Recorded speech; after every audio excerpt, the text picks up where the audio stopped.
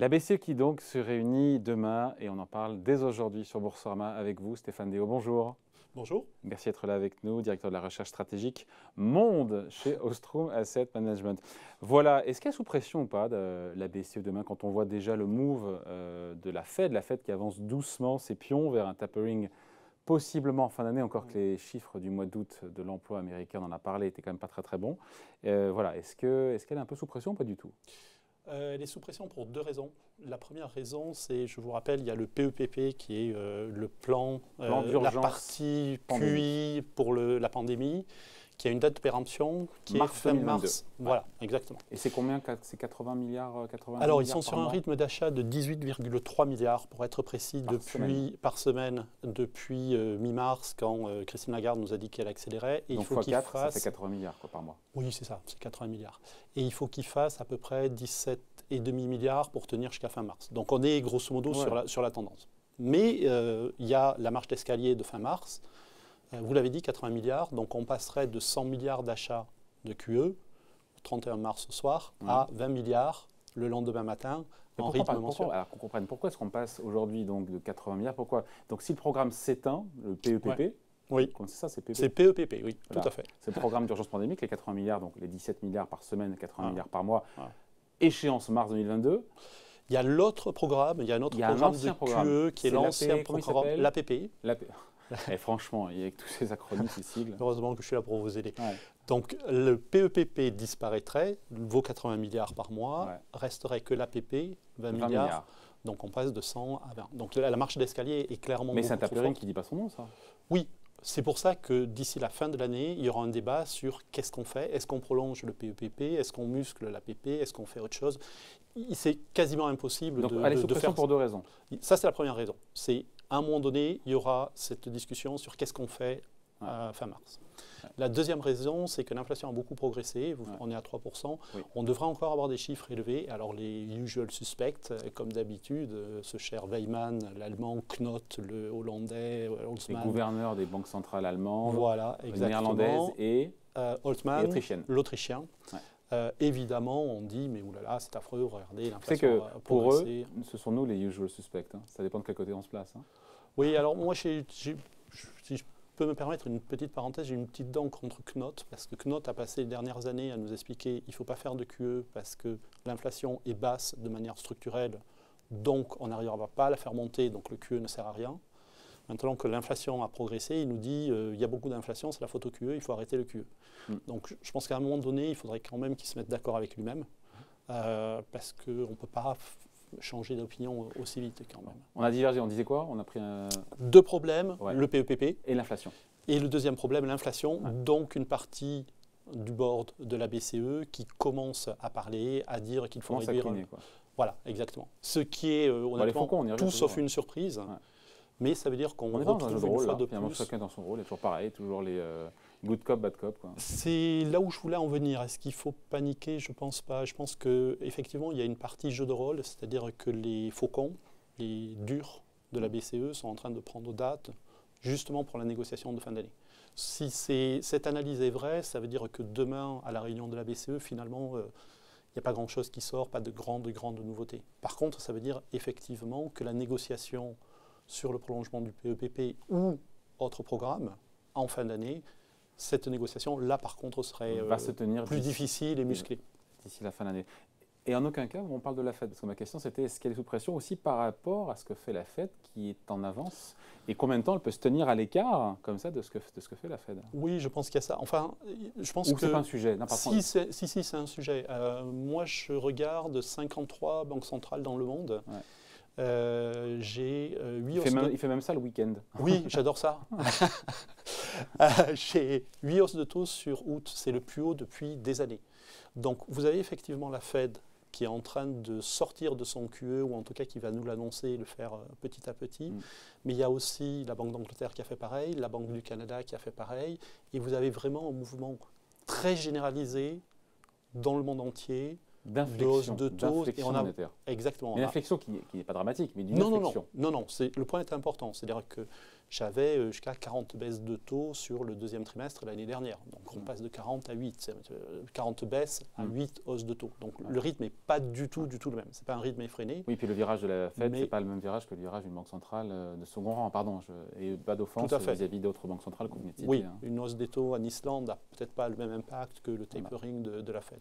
Nous sommes d'accord.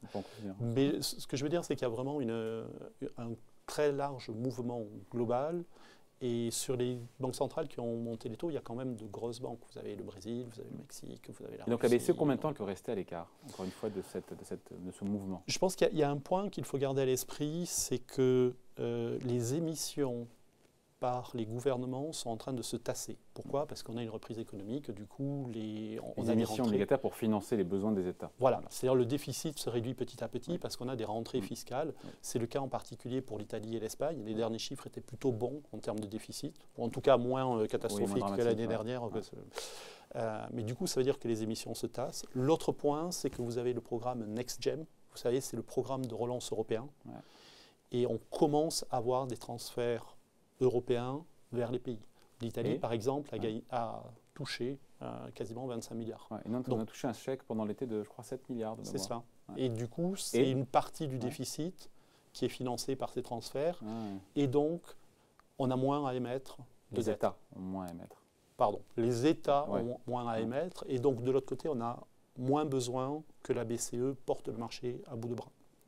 Donc, on peut avoir une réduction du QE sans que ce soit un drame pour les marchés. Bon, demain, elle peut communiquer déjà sur tout ça. Sur quoi elle peut communiquer, encore une fois, sans aller trop vite? Christine Lagarde.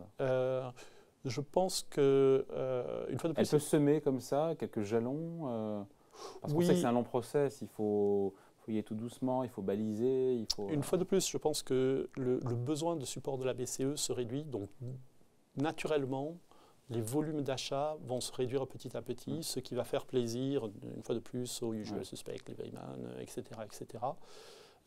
alors que la BCE sera toujours là. Donc, je ne serais pas étonné qu'il y ait effectivement un discours sur une réduction très progressive des achats, sachant que les marchés... Réduction à compter du mois de mars. Elle prendrait position dès maintenant? Non, elle peut réduire le PEPP à partir de maintenant. C'est-à-dire elle peut dire, au lieu d'avoir 18 milliards d'euros d'achats par semaine... Voilà, on va être moins agressif, on baissera un petit peu. Et là, pour le coup, elle met un pied dans la porte. Quoi. Voilà, exactement. Mais c'est pas sûr. Il n'y a pas d'urgence. Une fois de plus, mars, c'est dans 6 mois. J'allais dire 6 semaines. C'est dans 6 mois, c'est une éternité pour les marchés. Donc, il n'y a pas d'urgence. Donc, il peut aussi n'y avoir rien du tout demain. Il peut très bien avoir aucune info là-dessus. Je pense que c'est ce qui est le plus probable. C'est-à-dire qu'il y aura probablement un mouvement à la marge, mais qui sera très, très marginal. Mais la Fed a très bien joué. Si vous regardez Jackson Hole, en fait, qu'est-ce qu'il nous dit, Powell? Il nous dit qu'il annonce qu'il va annoncer un tapering. C'est l'annonce de l'annonce, c'est l'annonce au carré, quoi. Voilà. Donc le marché se dit, oui, bon, d'accord, on savait. Et puis il le conditionne en plus. Voilà. Donc la prochaine étape, c'est la Fed qui va annoncer le tapering. Donc le marché va dire, bah oui, il nous avait annoncé qu'il allait l'annoncer. Donc, voilà. Il faut et puis après, après, on ne sait pas si c'est 10, 15 ou 20 milliards par mois de réduction d'achat sur les 120 milliards que la Fed rachète. Et donc après, troisième étape, il va nous dire, bah, je vous avais annoncé que je fais du tapering, voilà les détails techniques. Et donc avec cette stratégie de tout petit pas, on voit bien que le marché finalement est très préparé, que la Fed a pris le marché par la main, l'a amené un peu là où elle voulait. Donc on peut imaginer un tapering qui se passe bien des banques centrales, Fed et BCE, sans que les marchés corrigent. Oui. Sachant qu'on est un peu en terre inconnue, même si on a connu une seule expérience de tapering. Au final, c'était... Oui. C'était pas un très bon souvenir d'ailleurs. Non. Je pense que dans le cas de la Fed, alors je suis désolé, c'est un peu technique, mais il y a un point qu'il faut garder à l'esprit. C'est que quand le Trésor américain a des liquidités, il les dépose à la Fed. C'est l'équivalent de votre compte de dépôt. Au début de l'année, ils avaient 1600 milliards, ce qui est absolument phénoménal. Janet Yellen a dit, c'est trop, on va utiliser ce cash. De 1600 milliards, ils sont passés à 300 milliards. Quand vous faites ça... Où est passé l'argent? En chèque, en dépenses, ils ont financé leur déficit comme ça. Quand vous faites ça, vous faites deux choses. La première chose, c'est que vous émettez moins, puisque vous utilisez le cash que vous avez. Et juste pour vous donner un ordre de grandeur, le montant des T-bills, c'est-à-dire les papiers courts, à échéance un an, a diminué de 600 milliards, ce qui est colossal. Parce qu'ils n'ont pas eu besoin de billets de trésorerie. La deuxième chose, c'est vous donner énormément de liquidités au système bancaire qui se retrouve assis sur beaucoup de cash et donc qui achètent des treasuries pour le placer. Et donc, à la fois, vous diminuez l'offre de treasuries et vous augmentez énormément la demande de treasuries. Ça met une pression énorme sur les taux qui baissent. Ouais. Cette histoire-là est finie. Puisqu'ils sont à 300 milliards, c'est un peu le minimum qu'ils peuvent faire. Et donc, on va voir des émissions qui vont rebondir. Et on voit d'ailleurs, ce qui est le cas depuis quelques semaines, et on voit les taux qui remontent, etc. Légèrement. Oui, c'est pas un crack obligataire, on en est très très loin. Ouais. Mais un tapering dans cette tendance-là, je ne serais pas surpris de voir les taux américains qui continuent à glisser petit à petit vers le haut. Et donc un tapering réussi, de la part encore une fois de la BCE et surtout de la Fed, c'est un tapering où finalement la hausse des marchés n'est pas entravée, en tout cas qui ne génère pas une correction importante, qu'on ne voit pas pour l'instant. Même si aujourd'hui on a une baisse d'1% sur le CAC 40. La grande peur, c'est ce qu'on a appelé le taper tantrum. Si vous vous souvenez, en 2013, c'est Bernanke qui parle de tapering, il n'avait même pas commencé. Le marché panique. En fait, on relâche l'élastique et les taux d'intérêt avaient gagné plus d'1% en 5-6 semaines. Ouais. Donc si là on passe... On est loin aujourd'hui. On en est très très loin. Si on passe de 1,3 sur les taux américains, où on est grosso modo à l'heure actuelle, à 2,3 en quelques semaines, ça c'est une grosse erreur. C'est un gros problème. Je pense que ce scénario-là, avec les marchés, il ne faut jamais dire jamais, mais c'est quand même très peu probable. Donc il est probable pour le coup que les banques centrales réussissent leur tapering, donc retirent leurs mesures d'achat d'actifs d'urgence, sans que ça trouble les marchés. Ça serait comme un tour de force. Oui. Ça prouve que les leçons du passé ont été retenues. Tout à fait. Alors, il y a un autre scénario qui est plus problématique, c'est imaginer que les plans de relance Biden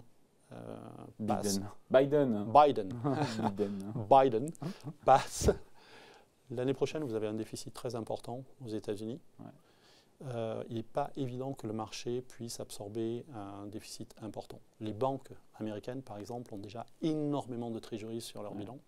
Et dans ce cas-là, la Fed pourrait se retrouver paradoxalement avec une économie en plein boom en n'étant pas capable de faire un tapering. Parce que si la Fed se retire, là, le marché ne peut pas absorber, donc les taux explosent, etc. etc. Donc c'est un peu le secret de Polichinelle. C'est-à-dire que tout le monde regarde l'inflation, la croissance en se disant qu'il faut faire un tapering.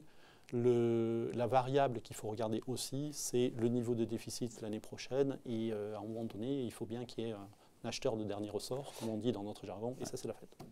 Ouais. Et je fais le lien avec le sujet aussi, c'est sur les financements de l'État français. Il y a beaucoup de questions qui se posent, on entend beaucoup de choses, beaucoup de gens qui disent oui, mais tant que la BCE est là, et ça va au-delà de la France, les États européens peuvent se financer facilement, et les gouvernements nationaux. Maintenant, le jour où la BCE sera plus ou moins là, ce sera peut-être l'heure de vérité. D'ailleurs, on se demande comment est-ce que les taux, notamment en Europe, sont toujours, pour la France, à 0% pour le 10 ans, alors qu'on sait qu'on va vers une sortie des rachats d'actifs et vers une moindre intervention de la BCE dans le financement des économies locales.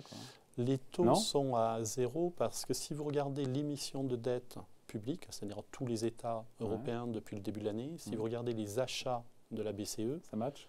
Non, les achats de la BCE sont supérieurs. Ça veut dire qu'en fait, si vous regardez le volume d'obligations qui sont disponibles émises par l'État français, italien, espagnol, les Italiens, allemand. les Espagnols, les Luxembourgeois. Combien on a émis sur 6 mois? Donc on donne des chiffres, c'est intéressant. Alors vous me prenez de quoi? Non, mais pas au milliard près, mais en gros. Mais de mémoire... On note, on va vérifier. Non, on note pas parce que je ne veux pas vous dire un chiffre faux. Mais de mémoire, on a 25 milliards d'achats de la BCE en plus de ce qui a été émis. Ce qui veut dire que pour l'investisseur, pour les gens comme vous et moi, qui veulent investir sur des obligations d'État, la taille de ce marché, en fait, paradoxalement, s'est réduite. Parce que les déficits, malgré le niveau des déficits, on est à des niveaux trop bas. Bon, voilà. Ce qui est sûr, c'est qu'il y a une remontée des taux longs partout dans le monde aujourd'hui est quand même inéluctable quand on sait que les programmes d'urgence partout vont prendre fin. Non? Et c'est marrant, encore une fois, c'est curieux que les marchés de taux ne l'anticipent pas plus que ça. Encore une fois, je ne parle pas d'un crack obligataire, mais je parle d'avoir encore aujourd'hui en sortie de crise avec une BCE qui va, encore une fois... Si vous regardez les forwards, on a des taux qui glissent petit à petit. Je pense que la vraie question, c'est est-ce qu'on continue à monter parce que depuis quelques semaines, quelques mois, les taux, effectivement, recommencent à se tendre un petit peu. Est-ce qu'on remonte tout doucement ou est-ce qu'à un moment donné, on a un ajustement très violent? Et ça, j'ai du mal à y croire. Donc c'est finalement un scénario un peu le meilleur des mondes, où vous avez des taux qui se normalisent, mais de manière sympathique et sans faire dérailler les bourses, les crédits. Après, encore une fois, il faut que trouver preneur quand les États souverains européens vont devoir émettre en 2022-2023 sans avoir une BCE qui achète derrière. Ça sera l'heure de vérité, on verra bien qui achète le papier et à quel niveau. Il n'y a pas une inconnue, une incertitude comme ça. Si. Et pour revenir sur mon exemple aux États-Unis, c'est un peu la même histoire. Vous pouvez avoir un scénario l'année prochaine aux États-Unis où l'économie est en surchauffe, parce qu'on a trop stimulé, etc.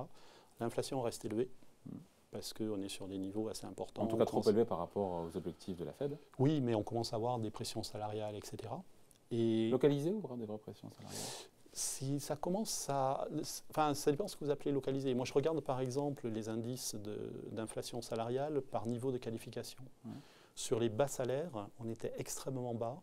On est revenu au niveau de 2007-2008. Ça veut dire qu'on est plus haut que dans tous les points du dernier cycle. C'est plutôt heureux pour les bas salaires. Ah oui. Mais alors, je pense même que c'est une des volontés de l'administration Biden. Parce que... Biden, quand vous jetez de l'huile sur le feu en stimulant l'économie trop, vous avez les bas salaires qui remontent et donc les disparités salariales diminuent petit à petit. C'est un moyen de réduire les inégalités sociales, ce genre de sorte. Donc je pense qu'il y a une vraie volonté Biden d'aller dans ce sens-là. Mais ça, c'est de l'inflation à terme. Bon, et puis on écoutera évidemment attentivement. On sera avec Jean-Claude Trichet demain jeudi, qui sera avec nous pour commenter évidemment ce que va nous dire Christine Lagarde. Merci beaucoup. Avec Stéphane Déo, directeur de la recherche stratégique monde chez Ostrom Asset Management. Merci beaucoup. Salut. Merci. Bye.